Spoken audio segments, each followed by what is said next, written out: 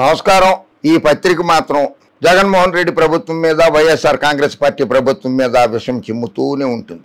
పాము కన్నా కానీ విషం చిమ్మేస్తే ఒకసారి మళ్ళీ 6 నెలలకో 3 నెలలకో అంత విషం వస్తుంది. కానీ ఈ డ్రామాజీరావుకి మాత్రం ఒళ్ళంతా విషమే, నోరంతా విషమే. ఎంత కక్కినా కూడా ఇంకా కక్కుతూనే ఉన్నాడు కదా విషము. ఎంత విషయాన్ని దాచుకున్నావయ్యా నువ్వు, గరళకంఠుడి కంటే కూడా ఎక్కువగా దాచేసుకున్నావు కదయ్యా విషయాన్ని డ్రామాజీ. ఆయన వేరు ఈయన వేరేమోలే, ఇద్దరు వేరు అనుకుంటా. కుమ్మరించేస్తోందిట. ఏపీలో వేల కోట్ల రూపాయలు వెదజల్లుతున్న పార్టీట. కార్యకర్తలకు 50,000, నాయకులకు 50 లక్షలు. ఎప్పటికే తొలి విడతలో అభ్యర్థులకు దాదాపు 3,500 కోట్లు. 5 ఏళ్లలో 100 కోట్లకు పడగలెత్తిన పలువురు అభ్యర్థులు. వారు సొంతంగా పెట్టే ఖర్చుకు పార్టీ ఇచ్చింది అదనం. ప్రచారం చేస్తున్న వాలంటీర్లకు జీతం, ప్రభుత్వ ఉద్యోగులకు నగదు బహుమతులు, ఎక్కడికక్కడ భారీగా డబ్బు బహుమతుల డంపులు, మద్యం దుకాణాలకు ముందస్తు చెల్లింపులు. ఆయన రాసిన రాత.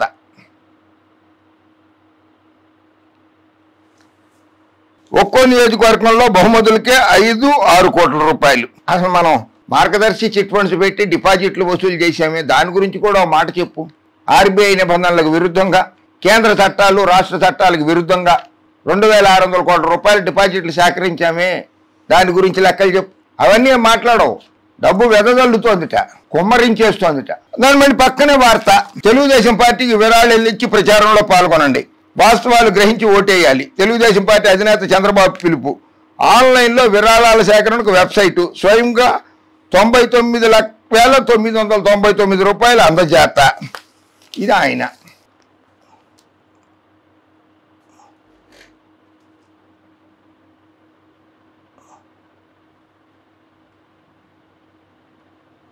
హైటెక్ సిటీ నేనే కట్టాను, హైదరాబాదు నేనే అభివృద్ధి చేశానంటాడు. ఇది హైటెక్ అడుక్కోవటమా? ఇది ఎన్నికల బాండ్ల రూపంలోనూ డబ్బులు వసూలు చేసుకున్నాడు చంద్రబాబు నాయుడు. స్కాములు, అడ్డగోలుగా స్కాములు, కుంభకోణాలు చేసి కోట్లాది రూపాయలు సంపాదించేశాడు, దాచుకున్నాడు.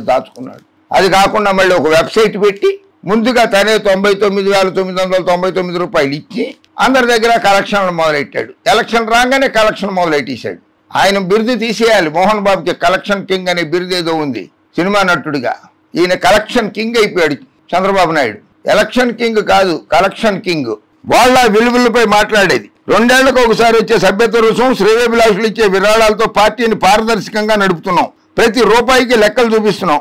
వైకాపా మాదిరిగా అడ్డదారులు తొక్కుతూ జోదగాళ్లు, క్యాసినోల నిర్వాహకుల నుంచి విరాళాలు తీసుకోం.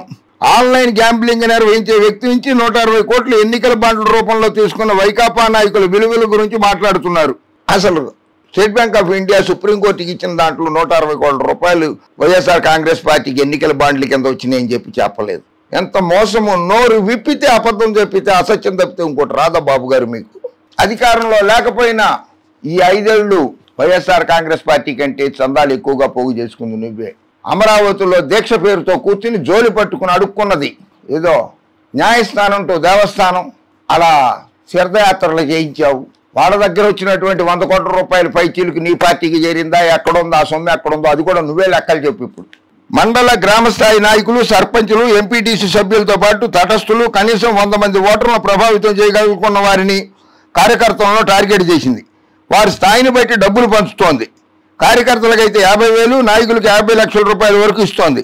చాలా చోట్ల తొలి విడత పంపిణీ కార్యక్రమం పూర్తయిందని, ఎన్నికలు సమీపించే నాటికి 2వ విడత పంపిణీ ఉంటుందని చెబుతున్నారు. ఎవరు పంచిపెట్టారు? ఎవరు పంచిపెట్టలా. గత ఎన్నికల్లో కొన్ని ఓబీ వ్యాన్లలో, టీవీ ఛానళ్ళ ఓబీ వ్యాన్లలో డబ్బులు రవాణా చేస్తుంటే పోలీసులు పట్టుకున్నారు. అది గుర్తు తెచ్చుకో. పాల డబ్బాలు తీసుకెళ్లే వ్యాన్లు ఉంటాయి చూసావా, ఆ వ్యాన్లలో కూడా పట్టుకున్నారు డబ్బులు. అది ఎవరితో గుర్తుపెట్టుకుని తెచ్చుకో. డిపాజిట్ల రూపంలో వచ్చిందంతా నల్లధనమే అని చెప్పి చాలా మంది ప్రజలు అనుకుంటున్నారు. సుప్రీంకోర్టు కూడా తమకు వ్యతిరేకంగానే తీర్పు చెప్పింది. తొలి విడతలోనే 3,500 కోట్ల రూపాయలు సమకూర్చేసిందిట. ఎవరు చెప్తారు వీళ్ళకి ఇటువంటి అన్ని లెక్కలు? 3,500 కోట్లు, 5,500 కోట్లు, 6,000 లక్ష కోట్ల రూపాయలు నా ఆస్తి, ఓటుకి 5,000 పెట్టి కొనుక్కోగలను అన్నటువంటి వ్యక్తి గురించి ఒక్క వార్త కూడా రాయి నువ్వు. అసలు అటువంటివి రాయి. విశాఖ జిల్లాలో ఒక అభ్యర్థి ఆటో డ్రైవర్లు వివిధ వృత్తులకు చెందిన వారితో సమావేశాలు నిర్వహించి భోజనాలు పెట్టి 1,500 చొప్పునిస్తున్నారు. చీరలు, ప్యాంట్లు, షర్ట్లు, ఇతర బహుమతులకు పంచేందుకే 5-6 కోట్ల చొప్పున ఖర్చు పెట్టేస్తున్నారు అభ్యర్థులు. పాపం ఇప్పటిదాకా ఆంధ్రప్రదేశ్లో ఓటర్లు బట్టలు కట్టుకోలేదా, చీరలు కట్టుకోలేదా, ప్యాంట్లు షర్ట్లు వేసుకోలేదా? ఎందుకు ఓటర్లను అవమానపరుస్తావు రామోజీ? ఓటర్లు దేవుళ్ళు లాంటి వారు. అటువంటి వాళ్ళని అవమానపరచుకు. వాళ్ళు ప్యాంట్లు వేసుకుంటున్నారు, షర్ట్లు వేసుకుంటున్నారు. మహిళా సోదరి మళ్ళీ అందరూ అవ్వలు అందరూ కూడా చీరలు కట్టుకుంటున్నారు. అవి నువ్వు సమర్థించే పార్టీ నాయకుడు కనుక అధికారంలోకి వస్తే అవన్నీ ఊడదీసేస్తాడు. అది గుర్తుపెట్టుకో. చీరలు ఊడదించేస్తాడు, ప్యాంట్లు షర్ట్లు కూడా ఊడదించేస్తాడు, పాత బట్టలు అమ్మే వాళ్ళకి అమ్మేస్తాడు. నువ్వు సమర్థించే బాబు గారు కనుక అధికారంలోకి వస్తే రాష్ట్రాన్ని శ్మశానంగా మార్చేస్తాడు. అది గుర్తుపెట్టుకో. ఏ కొద్ది మందికో తప్ప మిగతా అభ్యర్థులందరికీ ఒక్కొక్కరికి 20-25 కోట్ల చొప్పున ఇప్పటికే చేరవేసిందని సమాచారం. మీతో చెప్పారా 20-25 కోట్లు అభ్యర్థులకి ఇచ్చామని చెప్పి?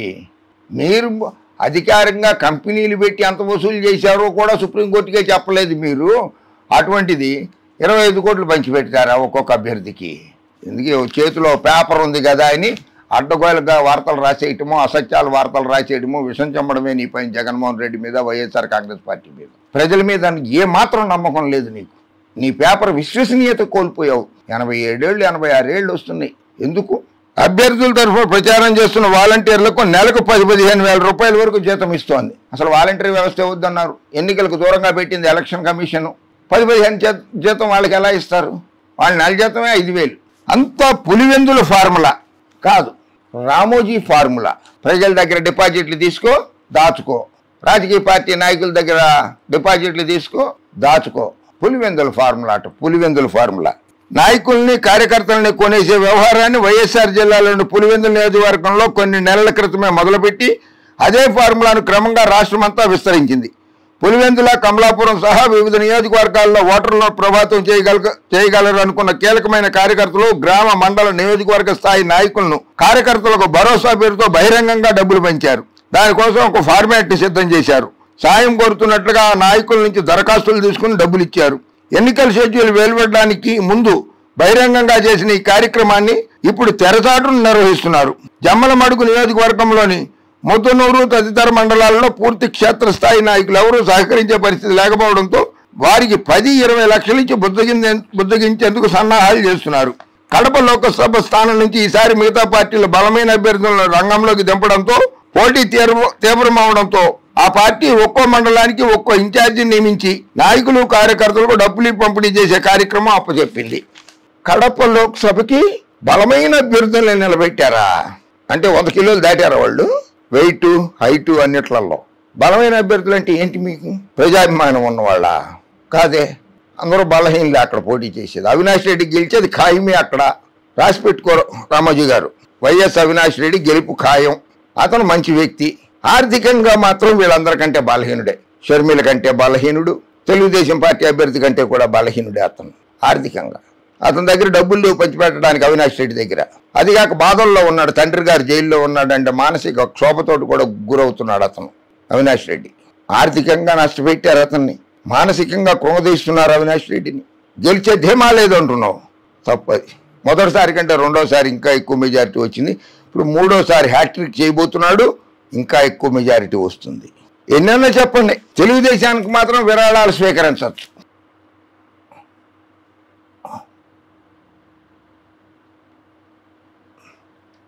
వాలంటీర్ల జీవితాలతో జగన్ ఆడుకుంటున్నట్టు. వాలంటీర్ల జీవితాలతో ఆడుకున్నది చంద్రబాబు నాయుడు, పవన్ కళ్యాణ్, నిమ్మగడ్డ రమేష్. జగన్ ఆడుకోవాలి. జగన్ చాలా గౌరవంగా చూశాడు. వాళ్ళు పురస్కారాలు ఇచ్చాడు, బహుమతులు ఇచ్చారు. ప్రభుత్వం తరఫున బహుమతులు ఇచ్చారు వాళ్ళకి, బాగా పనిచేసిన వాలంటీర్లకి. ఓకే, విషం చిమ్మే వార్తలు రాయడం ఆపేసి వాస్తవాలు రాసి ప్రజల్లో విశ్వసనీయత పెంచుకోండి. జై హింద్.